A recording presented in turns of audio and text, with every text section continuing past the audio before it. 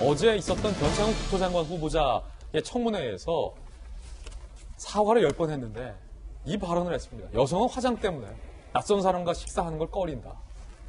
이 발언은 왜 한 걸까요? 잠시 후에 분석해 보겠고 10번이 넘는 10번에 가까운 사과 멘트부터 일단 들어보시죠.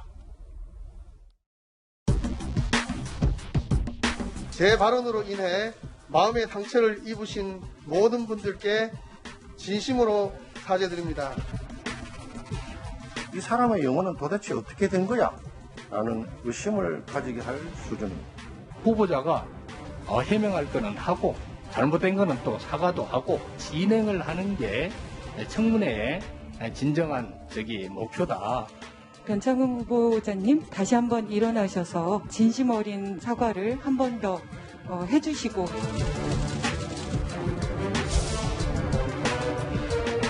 진심으로 사과의 말씀을 드립니다. 여러 차례 말씀드렸습니다만 거듭 사과의 말씀을 드립니다.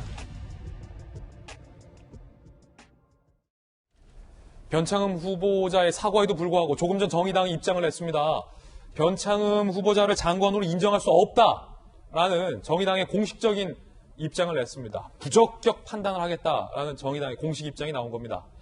심상정 의원은 김군 실책 발언을 단순 말실수로 보기 어렵다라고 발언을 했습니다. 어제 청문회에서 심상정 의원의 이 같은 발언 대목도 있었습니다. 들어보시죠. 수족하면 대접해서 사랑스럽던 아이 얼굴이 기억이 안 나요. 3초만 늦게 문을 열었으면 진짜 우리한테 따뜻한 그 얼굴을 제가 보낼 수가 있는데. 김군이 실수로 죽었습니까? 네? 후보님. 네, 아닙니다. 네. 우리 변 후보자가 역지사지에서 부모의 입장이었다면은 용서가 되시겠습니까? 다시 한번 그 고인이나 또 유족들의 그 마음을 제대로 헤아리지 못하고 그 경솔하게 말한 것에 대해서 진심으로 사과의 말씀드립니다. 그런 사과 갖고는 안 될 겁니다. 결국 심상정 의원도 변창흠 후보자를 장관으로 인정할 수 없다라는 정의당의 공식 입장까지 조금 전에 나온 겁니다. 이로써 국민의힘과 국민의당 그리고 정의당 야당의 주요 3개 당에서 변창흠 후보자에 대한 비토의 분위기가 상당히 높아지고 있는 가운데 청와대가 대통령 임명을 강행할 것인가 선택을 남겨두고 있는데요. 어제 청문회에서 추가적인 발언 논란이 불거져 나왔습니다. 변창흠 후보자가 여성은 화장 이 발언을 한 겁니다. 들어보시죠. 우리나라 문화는 아침을 서로 모르는 사람하고 먹질 않는다. 특히 여성인 경우에 이제 화장이라든지 이런 것들 때문에 아침을 같이 먹는 건 아주 조심스러운데 아침 식사하는 거를 전제로 다른 부엌을 줄이고 이렇게 만들어 놓으면 이 실제 문화가 맞는가? 성인지 감수성이 부족하다는 논란까지 나왔는데 이재명 기자. 이게 도대체 무슨 뜻입니까? 여성은 화장 때문에 모르는 사람과 아침 식사를 하기 꺼린다. 이 발언에 쉽사리 동의가 되지 않는데 여성은 아침을 먹고 말고의 문제에 있어서 그 선택을 하는 데 있어서 화장을 하고 안 하고의 선택이 지대하다라는 뜻입니까? 그러니까 참 좀 이해할 수 없는 거죠. 이 발언에 나왔던 배경이 그러니까 공공임대주택에서 공동 어떤 그 식당을 만들어 보자 이런 아이디어가 있었을 때 논란했던 발언이 뭐냐면 못사는 사람들이 아침밥을 해 먹지 뭐 미쳤다 사 먹겠냐 이 발언을 이 아이디어에 대해서 본인이 회의 때 했다. 그래서 이 발언 때문에 논란이 된 거죠. 그래서 이 발언을 해명하는 과정 속에 나온 게 바로 첫 대목입니다. 한국 사람들이 아침밥을 쉽게 모르는 사람끼리 모여서 먹지 않는다.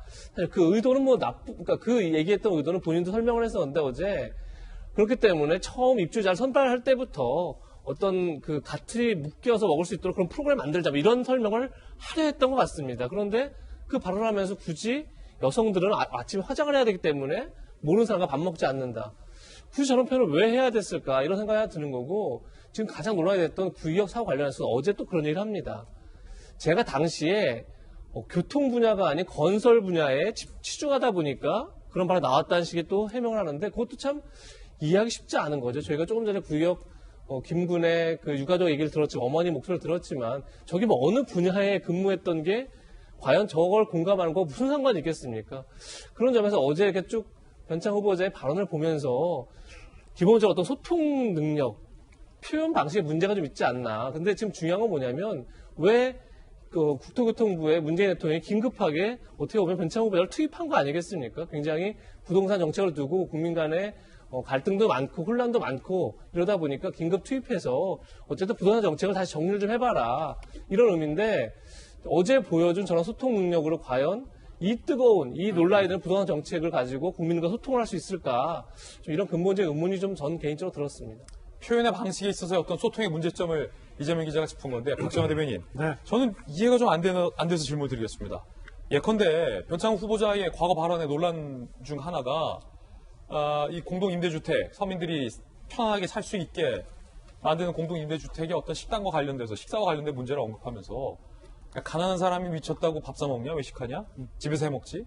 라고 한 발언을 해명하면서 한국 사람들은 모르는 사람끼리 식사를 잘 하지 않는다라는 발언을 하기 위해서 여자들 화장문 발언이 나왔다라고 하는데 지금 논란이 됐던 건 서민들을 일컬어서 가난한 사람으로 싸잡아서 얘기하고 그 가난한 사람은 돈 내고 외식 안 한다, 집에서 밥 해 먹는다 라는 잘못된 편협된 인식을 갖고 있다는 것이 논란인데 어떻게 그 발언에 대한 해명으로 한국 사람들 모르는 사람까지 식사하기를 꺼린다라는 게 충분한 해명이 될 수 있습니까?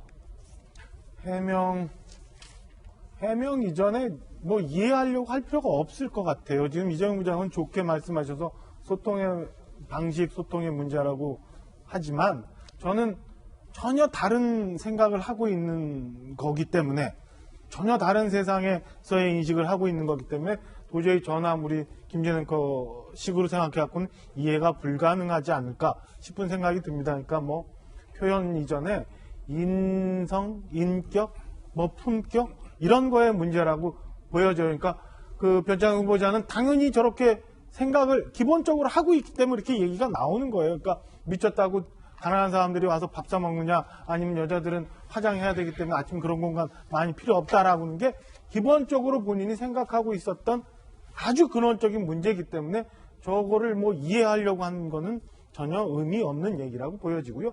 근데 또 하나 우리가 이런 얘기 하는 것도 저는 의미가 없다고 생각이 드는 게 저런 문제가 있어도 그 다음에 뭐 인사청문 보고서가 어떻게 되건 저는 문재인 대통령이 그냥 인사 감행할 거라고 보여지거든요. 그래서 이런 얘기 하는 것도 어제 인사청문회에서 시끄러운 것도 뭐 우리가 이건 논하는 것도 다 의미 없는 일이 아닌가라는 생각입니다. 박정환 대변인 개인 견해인데 저는 박정환 대변인한테 매우 섭섭합니다. 매우 섭섭하다. 왜 그러냐면 김진행하고 자기만 품격 있는 얘기하는 거고 나는 쏙 빼놓고.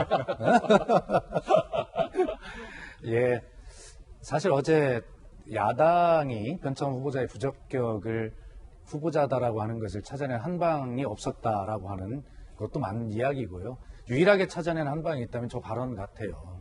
근데 저 발언이 쉬운 이야기가 아니죠. 지금 다 말씀하시는 것처럼 정책을 만들고 집행하는 그 고위 공무원의 가슴 속에 밑바닥에 있는 그 기저가 어떤 마음들이 작동하고 있는가. 그래서 좋은 정책, 좋은 정책 집행 이런 것들이 안 나올 수 있다는 우려 아니겠습니까? 하여튼 철저하게 더 반성하고 돌아봐야 될 것 같고요. 본인이 자꾸 이게 혹 때려다 혹 붙인다는 말이 있는데 가서 뭘 그 공공임대주택의 공유 식당이라고 하는 게 이게 잘 되겠냐. 이런 아이디어 좋은데 그래도 더 잘 될 수 있도록 좀 해봐라라고 하는 뭐 그런 정말 안타까운 얘기들 자꾸 하다 보니까 뭘 자꾸 꼬였어요, 이게. 그래서 어쨌든 뭐 그런 측면에서 본인이 더 돌아보게 되는 계기가 되길 바라고요. 저에게 시간이 마지막에 있으니까 한 번만 짧게 제가 말씀드릴게요. 아까 발언 기회가 없어서. 아까 이제 조국 그 정경심 교수의 그런 1심 판단에 의해서 윤석열 총장이 소환되었다 이런 아까 부분이 있었잖아요. 그런데 거기에 윤석열 총장이 말이 옳았다라고 이렇게 이야기를 언론이 보도하는 것은 저는 그것도 역시 마땅치 않다고 생각합니다. 이 사건들을 통해서 가슴 아프게 우리 국민이 여야, 연하야 그리고 보수나 진보 모든 국민들이 바라보는 국민이 묻는 것은 뭐냐면 고위공직자, 사회적 중요한 지위에 있는 사람들에 대한 그런 어떤 공정, 형평 이런 걸 묻고 있는 거예요. 그런 측면에서 보면 윤석열 총장이 유리할 게 없는 게 본인의 장모 수백억 원의 통장 잔고를 위조했어요. 그리고 본인도 통장 잔고를 위조한 건 맞지만 고의는 아니었다라고 이해가 안 가는 말을 하고 있어요. 근데 더 문제는 윤석열 총장이 왜 당신의 그런 장모 사건에 대해서는 그렇게 시민단체를 고발해도 그걸 왜 여태 뭉개고 있었는가도 돌아봐야 할 본인의 문제입니다. 그리고 또 검찰에 다시 한번 물으면 삼성 이재용 부회장 지금 재판 받고 있잖아요. 우리 정혁진 변호사님 앞에 죄송한 말씀일 수 있는데, 그런데 아까 증거 은닉 얘기 나왔어요. 불법 승계, 편법 승계 이런 것들을 맞춰나가기 위해서 어떻게 했냐면 증거를 공장 바닥을 파고 묻었어요. 이 얼마나 사악한 범죄입니까? 이런 것에 대해서 검찰이 왜 공정하게 안 합니까? 조국 장관의 문제를 거기까지 연결시키는 건 제가 과도한 비하기를 할 수 있지만, 그러나 제가 이걸 바라보면서 던지는 질문은, 우리 국민은 도대체 우리에게 어떤 질문을 던지고 계신가를 똑같이 다 점검해봐야 된다는 사회의 시대적 과제에 대해서 말씀드리고 싶었던 겁니다. 예.